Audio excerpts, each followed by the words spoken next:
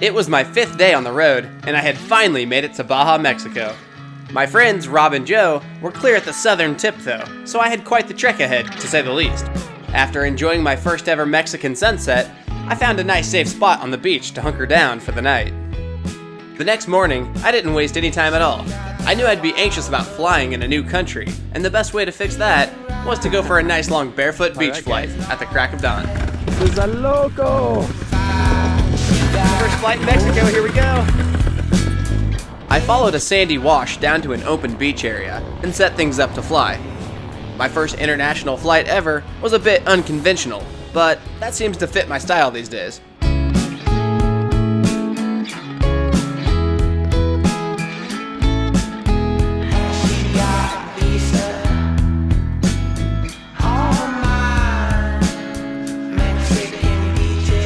So far, Mexico was going as good as it possibly could, and I'm not sure if it was the butt fan or my bleached blonde hair, but I was getting an unusual amount of looks from the locals. That was probably partially due to feeling so out of place, but thanks to me, Rob and Joe were no longer the whitest gringos in Mexico.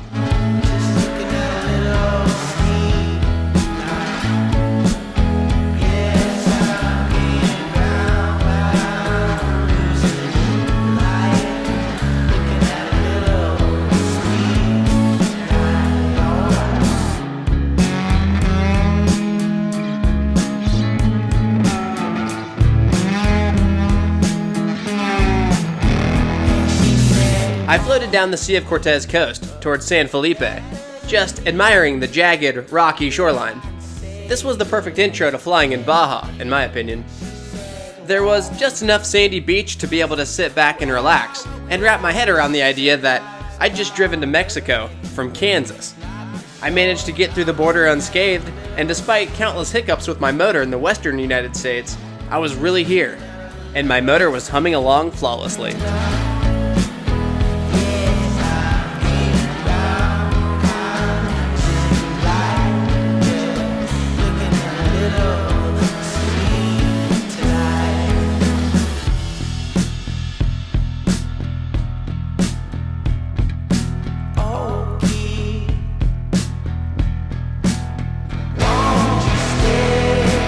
In these moments, I was just grateful to be able to pull this off at all.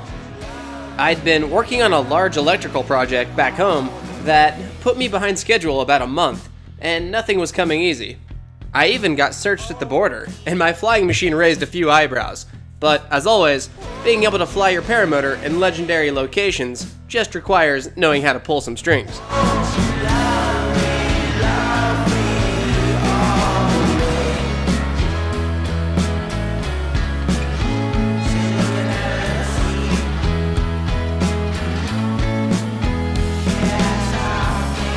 I've never been able to decide which one I enjoy more, life by the ocean or being surrounded by mountains.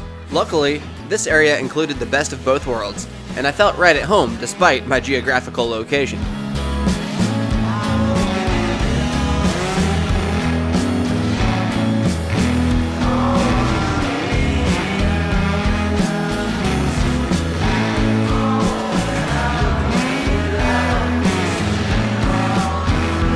Seeing everyone cruising the beach on four-wheelers was pretty unique, and I quickly learned why there were so many people in the area. Semana Santa is one of the biggest holidays in Mexico, or better known in the States as Easter. I'll admit it was a little strange missing Easter back home for the first time, but something was telling me I was right where I was meant to be. I had officially had my first taste of Mexican air, and I think it's safe to say it was love at first flight. Between foot-dragging barefoot down the beach, skimming mountaintops, and buzzing along with birds, I was high on life, and figured this would be a good time to get a little out of my comfort zone by loading up the truck and doing some exploring in San Felipe. The beaches were absolutely loaded with people by lunchtime, and I knew I needed to force myself into the awkward interaction of buying some authentic Mexican tacos. After ordering dos pollo tacos, I thought I was receiving 2 chicken tacos. The man soon chopped up 2 full chickens and handed me about 20 tortillas for about $10. Not a bad price at all, but my Spanish is pretty weak, and all I could do is laugh, and take a bite into another drumstick while I headed further south down the Baja Peninsula. My next stop was this massive Oceanside volcano I'd once discovered via Google Maps. There weren't many good takeoff spots, but I found the perfect paramotor peninsula and accepted the challenge. This flight would have been worth it even if all I came here to do was launch off this small cliff. But this Kansas kid has always been fascinated with volcanoes, so I quickly pointed my glider to the 1,000-foot tall cinder cone and began to ascend. With an epic coastline below, I was constantly gazing out far on the horizon, where the ocean seemingly melted into the sky, creating this illusion that they were somehow connected. Speaking of being connected, I had quickly lost cell reception after leaving San Felipe. I thought surely I'd pick up a bar or two way up here to let loved ones know that I was surviving my first day in Mexico. But the higher I flew, the more I realized just how in the middle of nowhere I really was. And for the time being, it was pretty liberating being disconnected from the entire outside world. The air was pretty rowdy along the volcano rim, limiting how close I could really get. But even hovering 100 foot above, this was still by far the coolest thing I'd flown over in Mexico. Now that my inner 12-year-old had been satisfied, all I had left to do was float merrily back to my truck.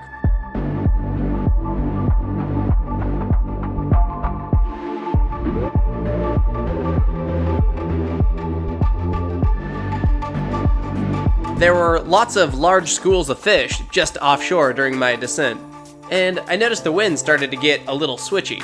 My LZ gave me very little room for error, so I actually scoped out a few other options. Everything was covered in uneven volcanic rock and didn't look great, but I was confident in my skills that I'd be able to put it back down on the paramotor peninsula, which I did, ever so gracefully.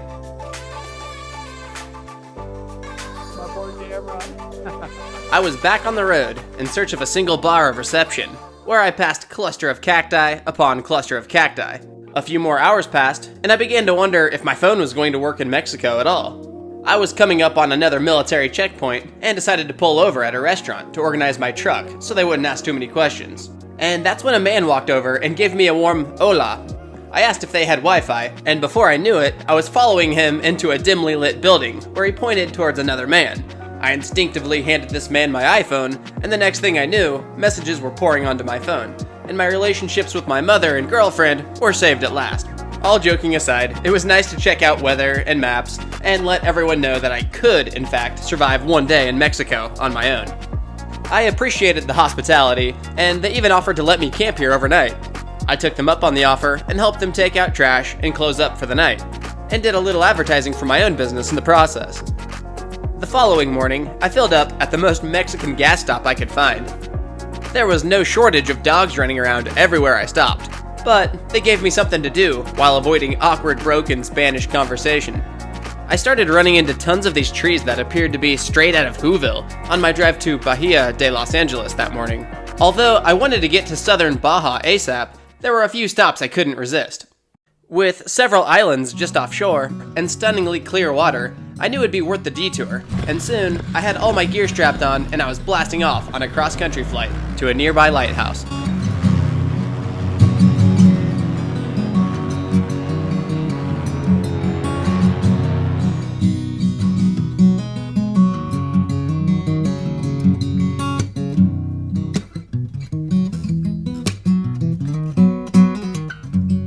It was a relief to see several campers with US plates, and the locals I floated past couldn't be friendlier either. Give me love when the morning coming, first thing when I wake my... Zigzagging through cacti, I pushed up the shore, catching glimpses of my first sea turtles and several schools of fish before reaching my destination. Give me love in the afternoon, sit down expected round around noon. Lighthouses have always grabbed my attention, and I was feeling a little extra adventurous this particular morning. So I lined things up and came into land so I could explore the grounds.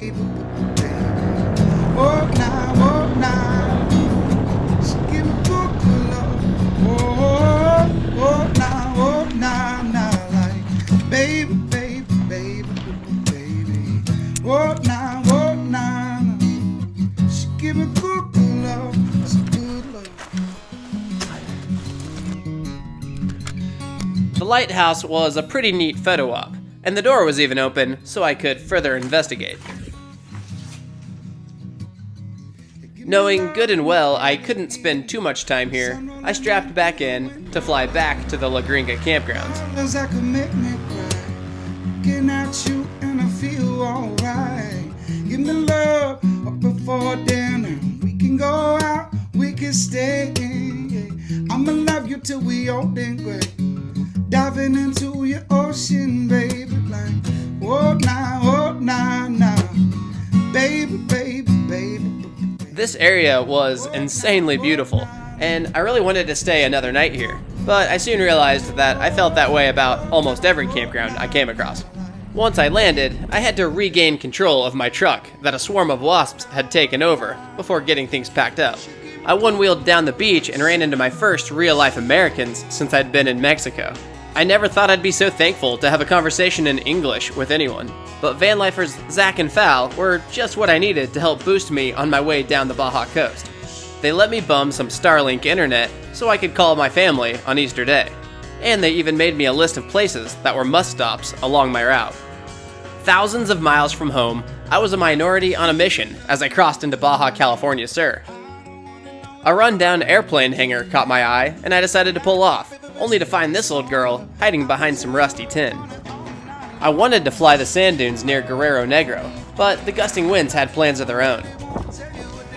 I still managed to sandboard down some dunes, which seemed a lot cooler in my mind.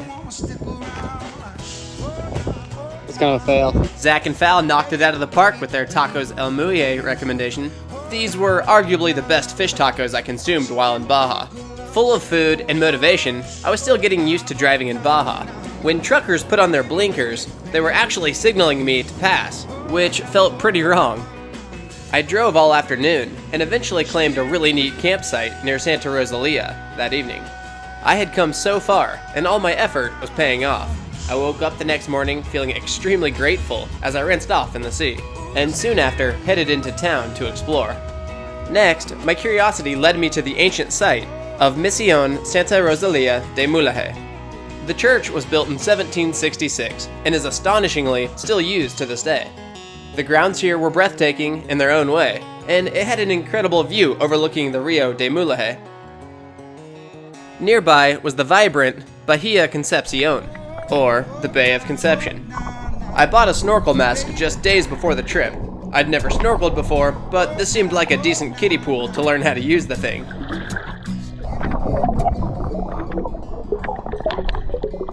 The water was refreshing, and it was the perfect pit stop before heading on towards Laredo that afternoon. After gassing up once again, I arrived at another gorgeous beach with not a soul in sight. The weather looked good, but my first launch attempt went very south. With the extra weight of my wing cam, my wing actually frontaled on takeoff, and I managed to just snag one of the glider lines with my propeller. Redemption, come on, baby. It just broke the sheathing, and nothing had stretched, so I decided to give it another go, but not without more complications. This time, I had a twig caught in my D-lines, causing the glider to turn left.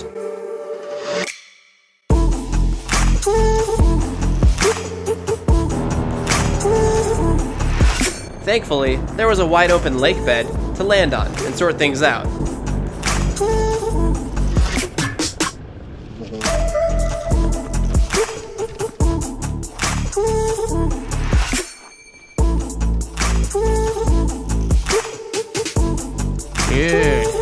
I was getting slightly discouraged, but knew that the third time would be the charm. I needed to be smart if I was going to pull this off. Launching with a wing cam adds risk, so I eliminated that risk. Even a short beach takeoff in nil wind was a risk, so I stuck with the wide open lake bed. And finally, I was back in the sky, peacefully island hopping around the Sea of Cortez.